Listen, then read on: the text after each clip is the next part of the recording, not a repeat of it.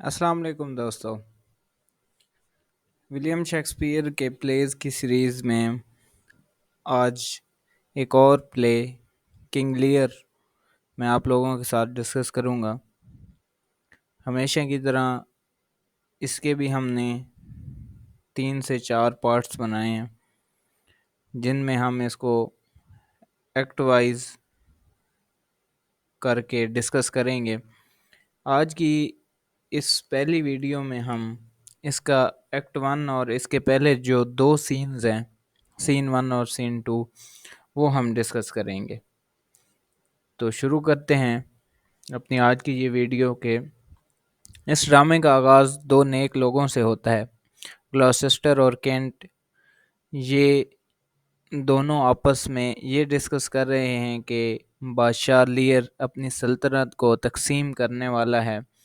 جلد ہی ان کی یہ بات چیت بدلتی ہے جب کینٹ گلاسسٹر کو اپنے بیٹے کا تعارف کروانے کا کہتا ہے تو گلاسسٹر اسے اپنے بیٹے ایڈمنڈ کا تعارف کرواتا ہے کہ یہ ہر دل عزیز شخصیت ہے اور اس کے لیے میرے دل میں خاص پیار ہے۔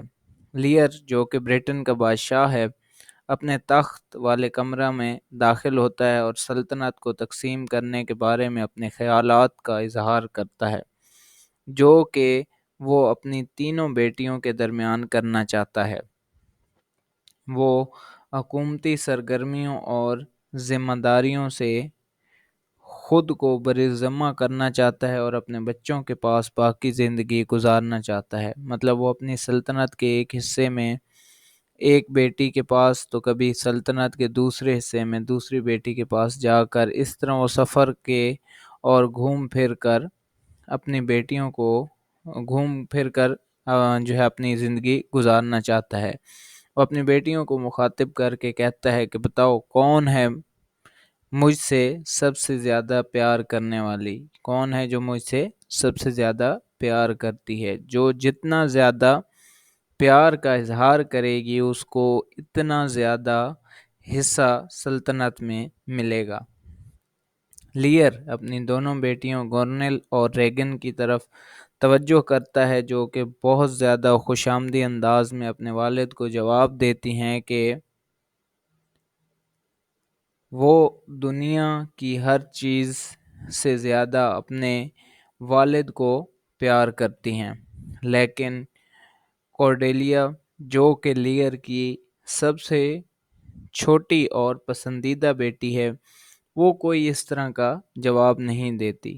وہ چپ کھڑی رہتی ہے، لیکن جب بادشاہ اصرار کرتا ہے تو وہ جواب دیتی ہے کہ میں اتنا ہی پیار کرتی ہوں آپ سے جتنا ایک بیٹی کو اپنے باپ سے کرنا چاہیے، نہ کہ اپنی دونوں بہنوں کی طرح اس پیار کو خوشامدی انداز میں بیان کر سکتی ہوں۔ اور اگر یہ دونوں بہنیں جیسا کر رہی ہیں اتنا پیار سچ میں کرتی ہیں تو پھر تو ان کے شوہروں کے لیے کوئی جگہ نہیں ہوگی ان کے دل میں، اور وہ ان کو پیار نہیں کر سکیں گی۔ یہ بات سن کر غصے سے بادشاہ تلملا اٹھتا ہے اور اپنی ساری جائیداد، ساری سلطنت دونوں بیٹیوں میں برابر تقسیم کر دیتا ہے۔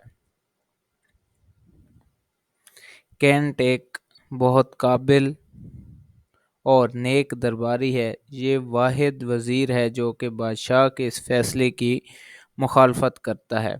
وہ لیئر کو کہتا ہے کہ وہ پاگل پن اور غصے میں غلط فیصلہ کر رہا ہے اور بظاہر خوشامدی بیٹیوں کو فائدہ دے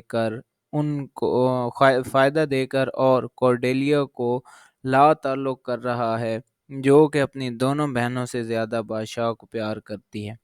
اس سے لیئر کو اور زیادہ غصہ آ جاتا ہے اور وہ کینٹ کو برا بھلا کہتا ہے اور اسے حکم دیتا ہے کہ وہ 6 دن کے اندر اندر اس سلطنت یعنی اس کا ملک چھوڑ کر چلا جائے۔ فرانس کا بادشاہ اور برگنڈے کا شہزادہ بھی لیئر کے دربار میں موجود ہیں۔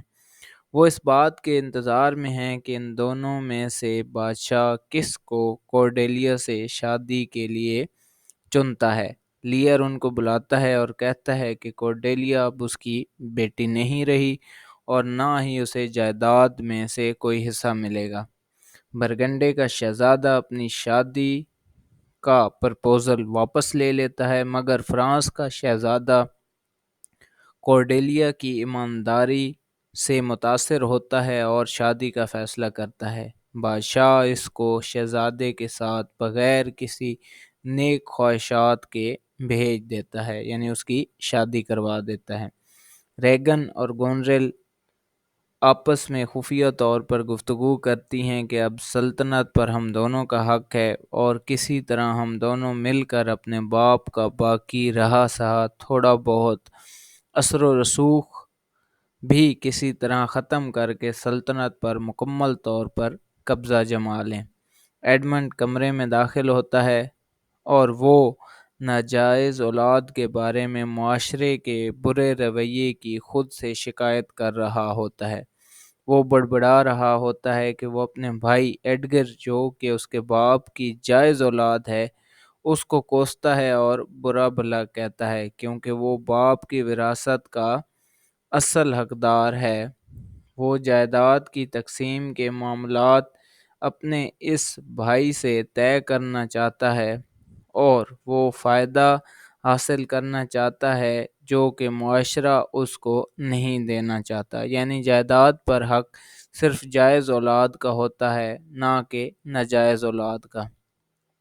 ایڈمنڈ ایک پلان بناتا ہے اور ایڈگر کو بدنام کرنے کے لیے ایک چھوٹا سا خط لکھتا ہے، اور اس خط میں وہ ایسا ظاہر کرتا ہے کہ یہ خط ایڈگر نے لکھا ہے، جس کے اندر وہ اپنے باپ کو قتل کا منصوبہ بناتا دکھائی دیتا ہے، شو کرتا ہے کہ وہ اپنے باپ کو قتل کرنے کا ارادہ رکھتا ہے کہ کسی طرح اپنے باپ گلاسٹر کو قتل کرے۔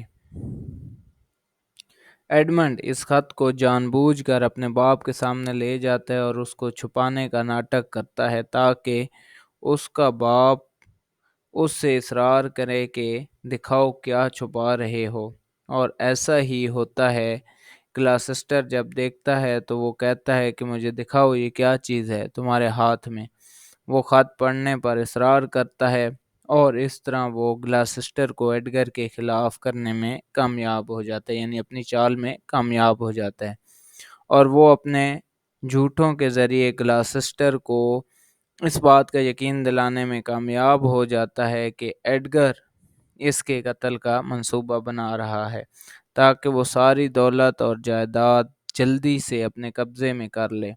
دوسری طرف ایڈمنڈ اپنے بھائی ایڈگر کو کہتا ہے کہ اس کا باپ اس پر کسی وجہ سے بہت زیادہ ناراض ہے اور غصہ میں ہے، اور ایڈگر کو چاہیے کہ وہ ہر وقت اپنے پاس تلوار رکھے، لہٰذا وہ ایسے حالات پیدا کر دیتا ہے کہ گلاسٹر کو واقعی میں ایسا لگنے لگتا ہے کہ ایڈگر اس کو قتل کرنے کا منصوبہ بنا رہا ہے، یعنی وہ دونوں کو مس انڈرسٹینڈنگ کریٹ کر دیتا ہے۔ باپ کو کہتا ہے کہ بیٹا تمہیں قتل کرنے والا ہے، اور بیٹے کو کہتا ہے کہ باپ ناراض ہے، تم اپنے پاس تلوار رکھا کرو۔ تو یہ تھے ایکٹ ون کا سین 1 اور 2، یہ کچھ اس کے کویسچن ہیں اور اس کے جو ہیں آنسر دیے ہوئے ہیں، ان کو آپ ایک نظر دیکھ لیجئے گا۔ تو اگلی ویڈیو تک اجازت دیجیے، اللہ حافظ۔